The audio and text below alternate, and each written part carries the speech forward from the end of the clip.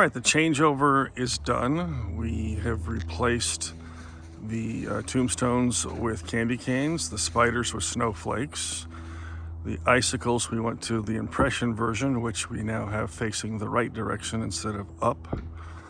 We took the skin off the bulb on the roof, and it's now just a happy little Christmas one instead of the fiery devil one. And then the pillars, we peeled the skin off from those, and we did get a skin, so we had a different look at Halloween. And let's go ahead and show you the video right now on them. They are Gilbert Engineering. They're 500 nodes. Last year we had 364, so they're a little bit denser, and I like the fact that I can pull the skin off. So let's go ahead and show that process. And underneath the Halloween, you'll see Wonderland, and it's just a skin that we got also that we put over the top. And then what we did is the white zip ties are for the winter one, and the black are for the Halloween. So when it's all off, it's simply going to peel right off. If I get all the way up to the top and loosen it here,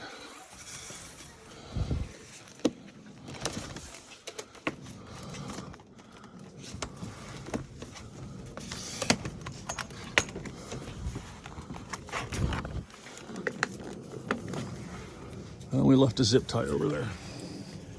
Let's get that last zip tie.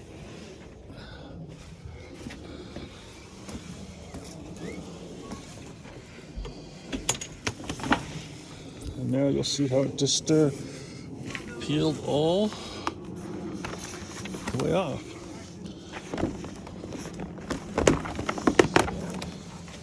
And now we're ready to go for Christmas.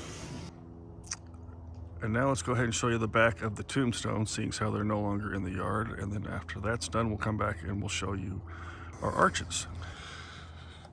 We should talk a little bit about the tombstones, though, and the spider before we take them out of the yard. These are the Boscoyo tombstones. They are 100 nodes, which I like. Submodeling on them is fantastic because you can do all of the outline. You can do outer outline 1, outer outline 2. The rip is a group, and each letter is a group. So there's a lot of things you can do with them. Really nice. And then the wiring's not too bad on the back either. You don't have to splice anything. Just follow the pattern and make sure that you got the true spaced 4-inch spacing on your pixels, or you may have an issue on one of the letters. It's a tight stretch, but it does fit. And we just have them on PVC tubes with rebar into the ground. And that's the same rebar we'll use when we do our candy canes. And then we have them connected together, so it's 200 lights per channel on each side for the tombstones. The spiders are awesome. They're Gilbert Engineering. The praying spider. A lot of great submodels on that also, and you can see the mounting up there. Currently is 3D printed mounting, but we're going to switch to the Matos mounts next year. But it will still be on EMT pipe and threaded in, so it's a sturdy connection and doesn't come off. These didn't even move in the wind whatsoever, so we're very happy. But time for them to come down and time to put up some snowflakes. So, okay, we got one of the spiders down, and basically this bar here, which bolted to the house, I'm just going to take it all the way out, and I will then slide it into the snowflake, so it's the same measurements, and it's the same kind of bracket on the back, and you'll see that when I put the snowflake down here. And then we put it back up on the house. And the brackets, now that it's off, you can see that it's got the brackets up there. And the two outer ones are the ones that I bolt, and the one in the middle is just, it snaps in just for stabilization. But that's the nice thing is swapping over the props. It's just to take one off, put it back up in the same spot. So I really like that. Our snowflakes, of course, Gilbert Engineering, 450 node snowflakes. You get a lot of great patterns and submodels out of that. And of course, we have one on each side of our matrix, which is also Gilbert Engineering product that we had custom done. We wanted one that was 7 feet wide and 3.5 feet tall with 1 1/4 inch spacing on the holes. And that gave us exactly 248 lights for every 4 rows. So it was a good split for our controller. Something to keep in mind when you are making your matrix is the amount of pixels and making sure you can get them all on your ports that you want to do. So the arches, they're triple arches by Gilbert Engineering also. At the time we ordered them, they were custom because we needed 4-foot ones, because 4 6-foot ones would be too long for our short yard. I believe they do now offer a 4-foot version. There's 150 lights in each one, and we just simply have them on the PVC stand. And then on the back we've got EMT that we had bent to hold the shape, and they just clip right into the bottom with some attachments we made for the PVC.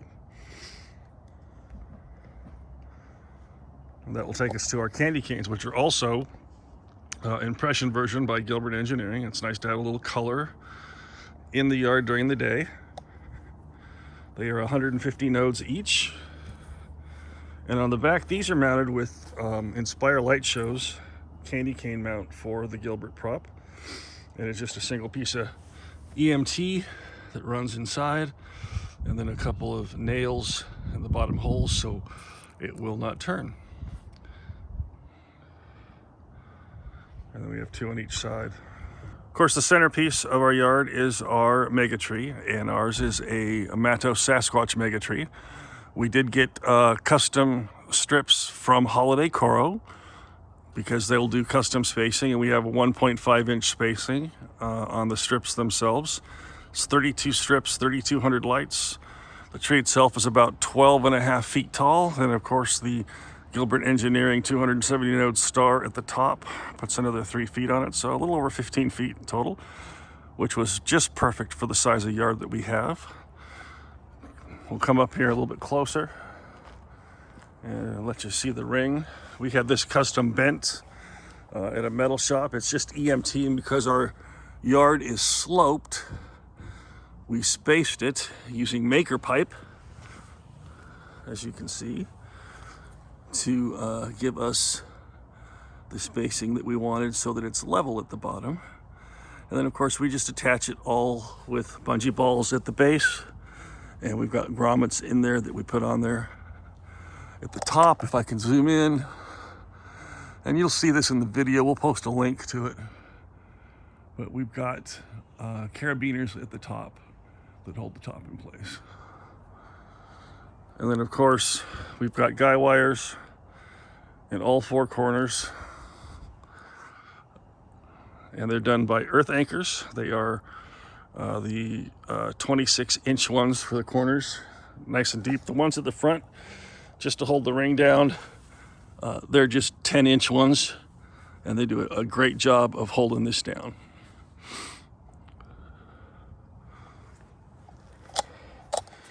On the back ring, we also have a few more earth anchors just to hold the back of it down.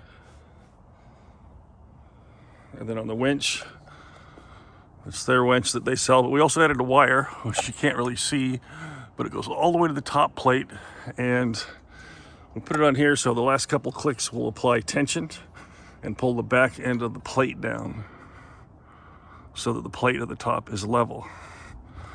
Another thing we did this year, if you can see it, is at the base where the pipe goes into the ground, we put some caulking around there because water would get in last year and it caused a little bit of rust at the bottom. So this year we just put a little caulking, which we'll just cut out when we pull the pipe out. Of course, the box running the tree in the yard is V16 Falcon V3 with 1 expansion board. So we got 32 ports coming out of the bottom. And I'll put a link to that build also up above in case anyone wants to check that build out. But this more than handles the tree and everything in the yard, and we still got 8 ports left for expansion. Our pillars too, by Gilbert Engineering, and they're the impression kind, and we did show you that video of them coming down.